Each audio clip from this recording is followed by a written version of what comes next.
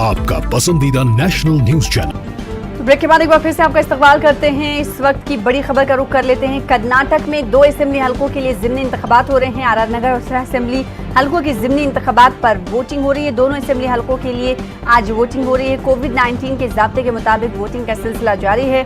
दोनों असेंबली हलकों में सहतरफा मुकाबला है, यानी सहरुखी मुकाबला है। कांग्रेस, बीजेपी और जेडीएस के दरमियान मुकाबला देखा जा रहा है। सिरा में जेडीएस के एमएलए सत्यनारायण के इंतकाल की वजह से सीट खाली हुई थी, जिसके बाद आज ज़िमनी इंतखाब हो रहा है। तो वहीं बेंगलुरु के आर नगर में एमएलए के दल बदल की वजह से इलेक्शन मुंतखब हुए हैं। Congress MLA money Ratna BJP में शामिल हुए थे। बेंगलुरु के आर नगर से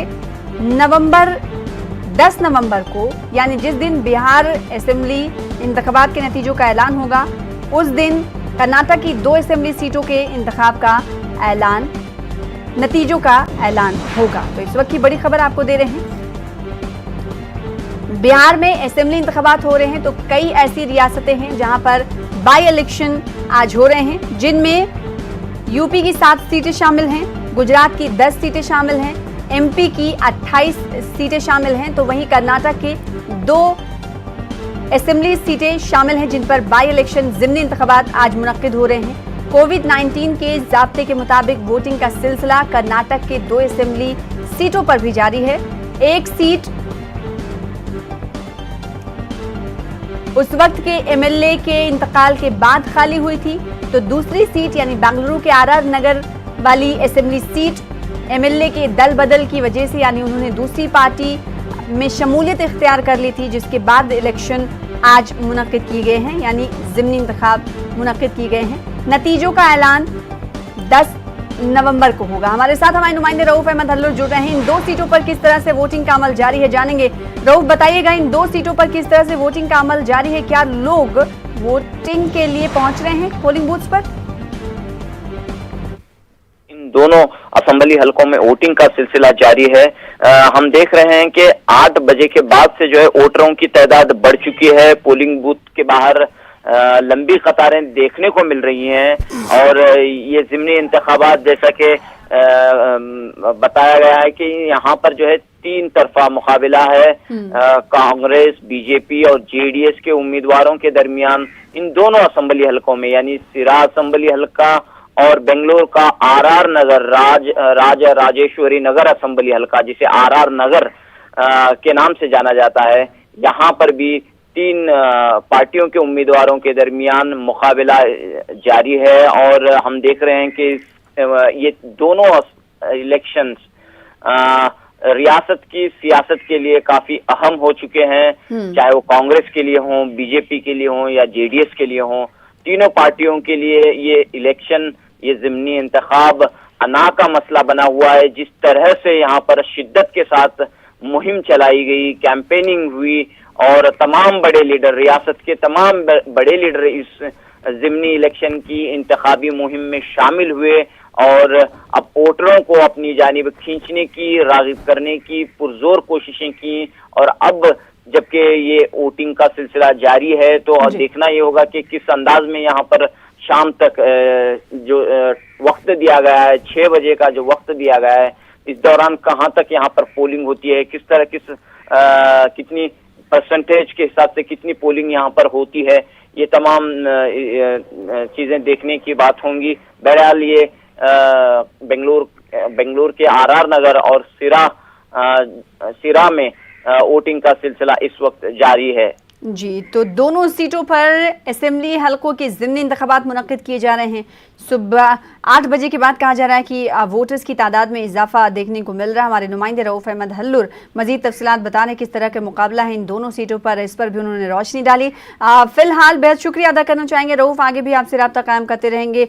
तो मुल्क की मुख्तलिफ रियासतों के आज में बाई इलेक्शन हो रहा है, जिसमें यूपी, गुजरात, एमपी और कर्नाटक शामिल हैं। कई सीटों पर ज़िमनी इंतखाबात भी हो रहे हैं। तो वहीं बिहार में 243 असेंबली सीटों वाली रियासत बिहार में आज 94 असेंबली सीटों पर इंतखाबात हो रहे हैं। कर्नाटक से इस वक्त की बड़ी खबर आपको दे रहे हैं कि आर नगर और सिरा असेंबली सीट पर ज़िमनी इंतखाबात मुनक्किद किए गए हैं। दोनों असेंबली हलकों के लिए वोटिंग जारी है। सुबह 7 बजे से वोटिंग का अमल शुरू हुआ। हालांकि कहा जा रहा है कि 8 बजे से वोटिंग के अमल में तेज़ रफ्तारी देखी जा रही है और यहाँ पर मुकाबला सहरुखी बताया जा रहा है। 2 सीटें खाली हुई थी, एक सीट एक उम्मीदवार के इंतकाल हो जाने के बाद, तो दूसरी दल बदल यानी दूसरी पार्टी में शमूलियत इख्तियार करने के बाद वो सीट खाली हुई थी। अब आ जाते हैं बिहार असेंबली इंतखाबात पर। वक्फे से जिन रियासतों की मुख्तलिफ असेंबली सीटों पर आज ज़िमनी इंतखाबात हो रहे हैं उस पर भी हम नज़र डालेंगे।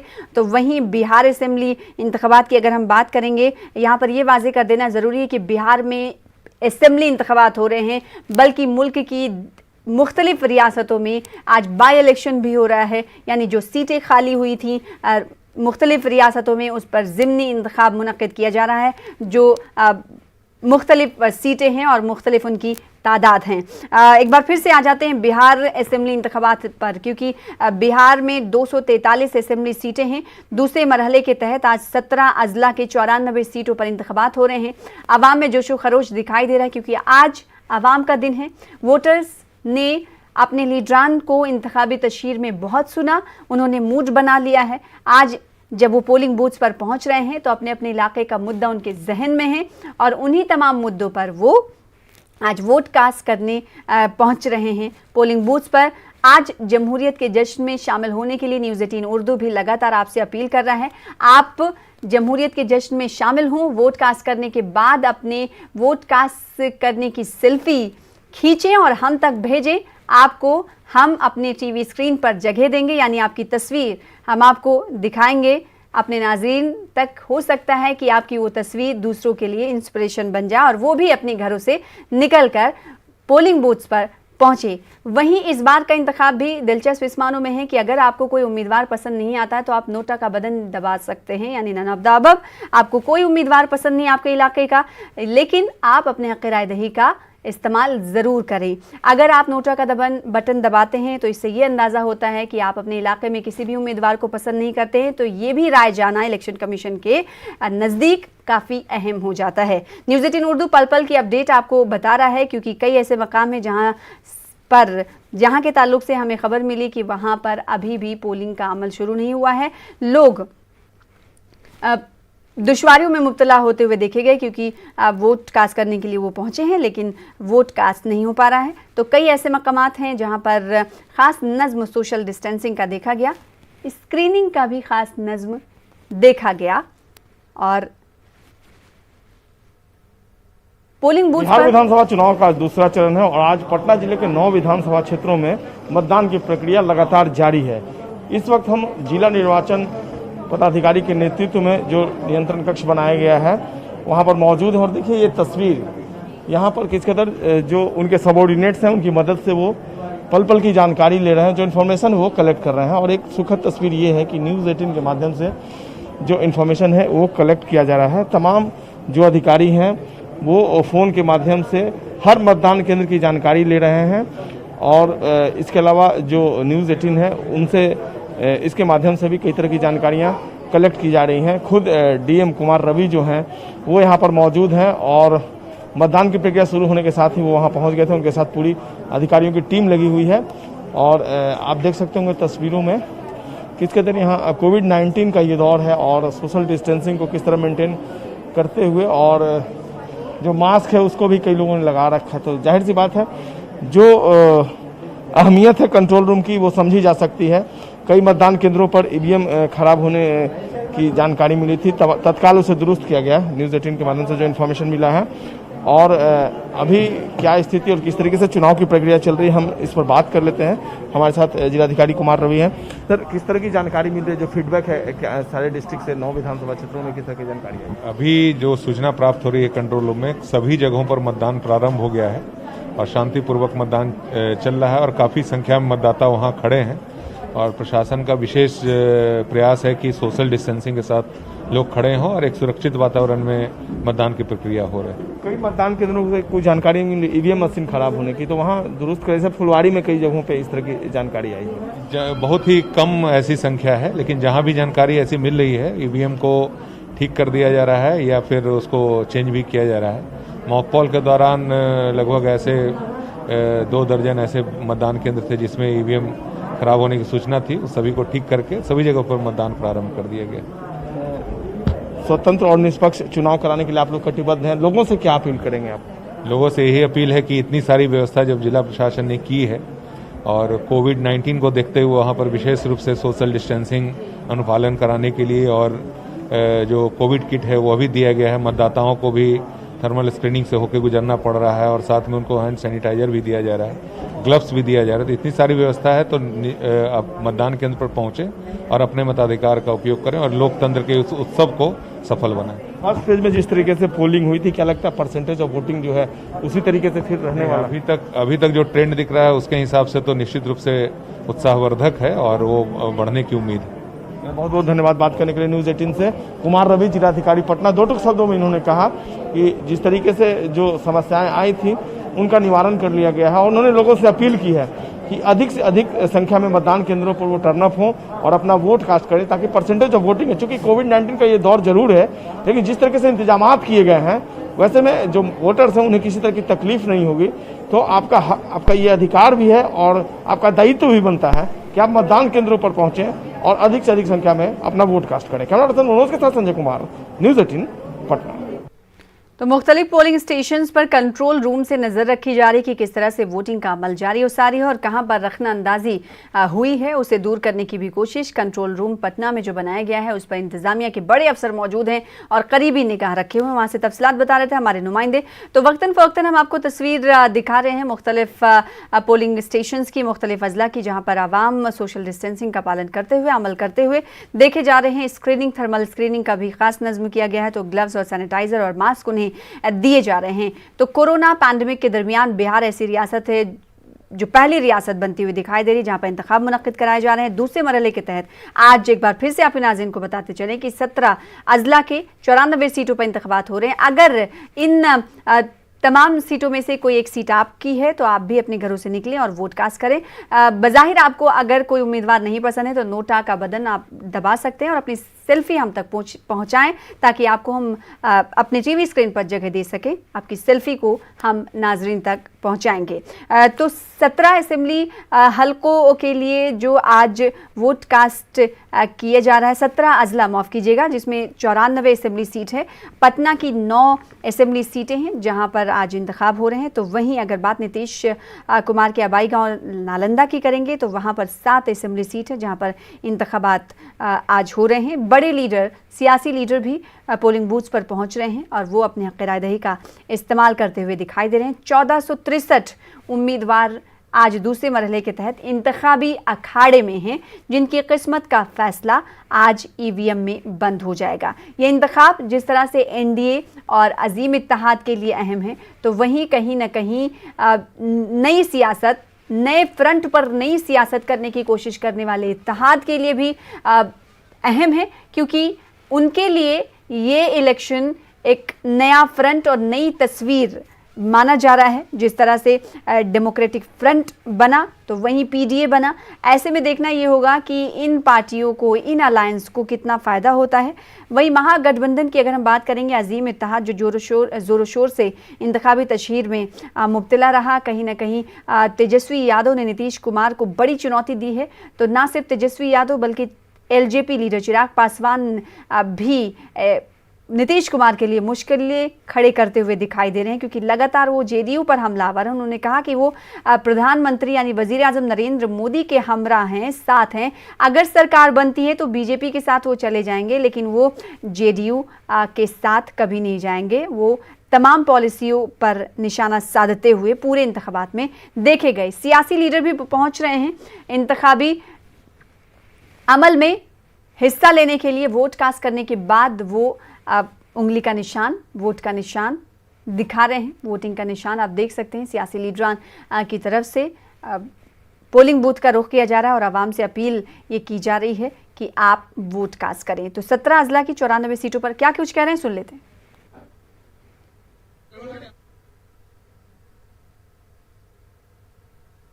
आपने वोट किया अपना? वोट कर दिया। क्या उम्मीद है सर अब? जीतेंगे। भाजपा जीतेगी। और देवरिया की लहर क्या है? भाजपा की लहर है। भाजपा की लहर है। और सर मतलब अब आप लोग चूँकि जनता के बीच में रहते हैं, क्या कुछ सोच है लोगों में इन 2-3 सालों में? भाजपा ने काम किया है, सकारात्मक वोटिंग हो रही है भाजपा के पक्ष में। भाजपा ने विकास कार्य किए हैं, कानून व्यवस्था अच्छी की है, वोटिंग सकारात्मक है। इन मुद्दों को लेकर आपको जीत का पूरा विश्वास? बिल्कुल 100% जीत का विश्वास है। Thank you madam. तो उम्मीदवार क्या कहेंगी मैडम? बिल्कुल भाजपा जीतेगी। भाजपा के पीछे आपके जी हाँ, पति भी है? जी हाँ बिल्कुल। तो पूरी उम्मीद है जीत की? जी बिल्कुल पूरी उम्मीद है। सरकार जो चल रही है, जी। इनके कामों पे आपको विश्वास है कि जनता पूरी तरह से आपके साथ जी है? बिल्कुल, सरकार का काम बहुत ही अच्छा है और बिल्कुल उनके आधार पे ही वोट मिलेगा और जीतेगी। देवरिया में आप कुछ लड़ाई देखती हैं कि जो क्योंकि सभी लोग ब्राह्मण शायद इस सीट से खड़े हुए हैं? अरे कहीं कोई लड़ाई नहीं है, बस ये उनकी बातें हैं और अभी पता चल जाएगा 10 तारीख को। Thank you. तो देवरिया में बीजेपी जीतेगी। सियासी लीडरान पहुंच रहे हैं वोट कास्ट करने के लिए पोलिंग बूथ्स पर और अपने अपने आज़्म का इजहार कर रहे हैं। अब देखना ये होगा कि 10 नवंबर को किस तरह के नतीजे आते हैं, उनके इलाके का नतीजा क्या कुछ होता है, ये तो देखने वाली बात होगी। लेकिन आवाम से अपील करते हुए तमाम सियासी पार्टियों के लीडर देखे जा रहे हैं। अपना वोट कास्ट करने के लिए वो लोगों को अपील भी कर रहे हैं इस मौके पर कि आप तमाम अपने घरों से निकलें और वोट कास्ट करें।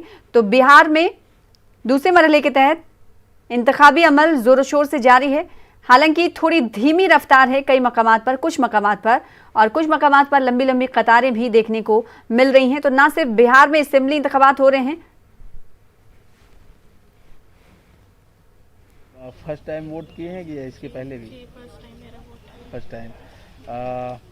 क्या कहेंगी? कहना क्या है, अच्छा लग रहा है वोट करके और बस चाहते हैं अधिक से अधिक मतदान हो ताकि अच्छा विकास का कार्य करें जो भी प्रत्याशी जीते। जो भी क्या परिवार के लिए?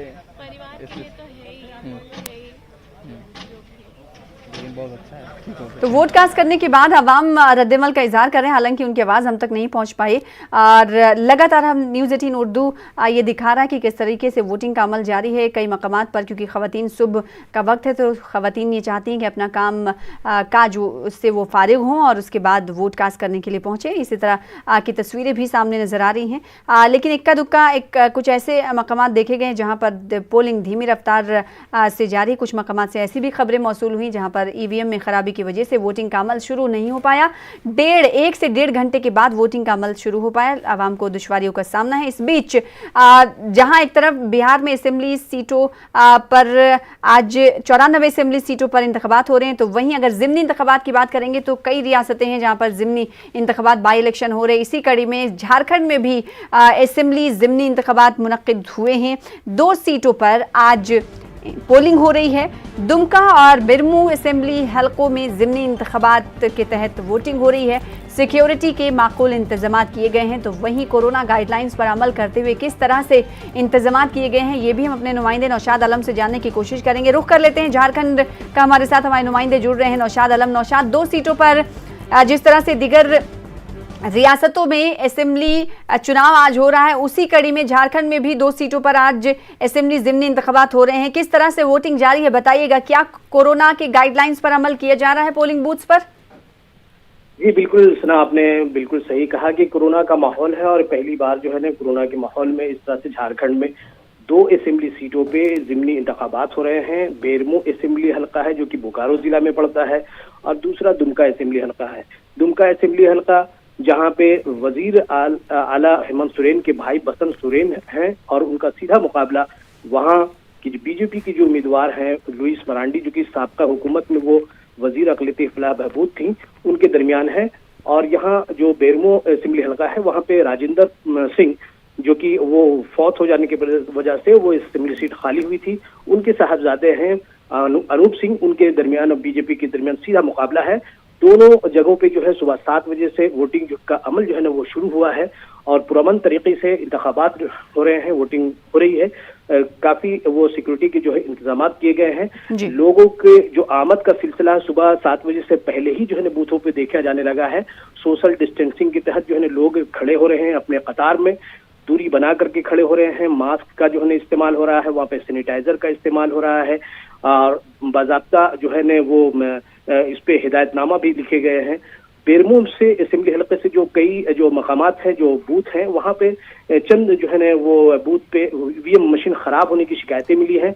वहाँ पे जो अनंत कुमार हैं एसडीओ और इलेक्शन ऑफिसर, उन्होंने वाज़ेह तौर पे कहा है कि उसे जो है ना 5 से 10 मिनट में ठीक करने का अमल किया जा रहा है। फौरी तौर पे जो है ना इस तरह की कार्रवाई की जा रही है। जहां जहां से भी शिकायतें मिल रही हैं वहां पे दुरुस्त किया जा रहा है। लेकिन हमारे जो खबर मिल रही है कि 137 नंबर जो बूथ है, जो आइडियल बूथ बनाया गया है, वहां पे सुबह 8:15 बजे तक वो वोटिंग का अमल शुरू नहीं हुआ था। वहां पे जो कतार में खड़े हुए जो लोग थे वोटिंग के लिए, जो राय दहिंदगान थे, उनका ये वादे तौर पे कहना है कि 7 बजे से पहले वो वहां पे कतार में खड़े हो गए, लेकिन अब तक जो है वो वोटिंग का अमल शुरू नहीं हुआ। उसमें ये बताया जा रहा है कि ईवीएम मशीन में वो ऐसी खराबी आई है जो अब तक जो है ना वो दुरुस्त नहीं की गई है। वो उम्मीद भी जाहिर कर रहे हैं कि जैसा उन्होंने पुलिस जो अफसरान हैं, जो प्रिजाइडिंग ऑफिसर वगैरह, उन्होंने जो इत्तला दी है कि वो जल्द से जल्द शुरू हो जाएगा। बिल्कुल। अब सवाल ये होता है कि 2 सीटों पर जब असेंबली ज़िमनी इंतखाबात हो रहे हैं तो उसमें भी इंतजाम आखिर सही तरीके से क्यों नहीं किए गए। और एक तरह से इलेक्शन कमीशन के सामने भी बड़ा सवाल ये खड़ा होता है कि 2 असेंबली सीटों पर जब झारखंड में ज़िमनी इंतखाबात हो रहे हैं तो वहाँ पर इंतजामात आखिर खातिर खा क्यों नहीं हुए।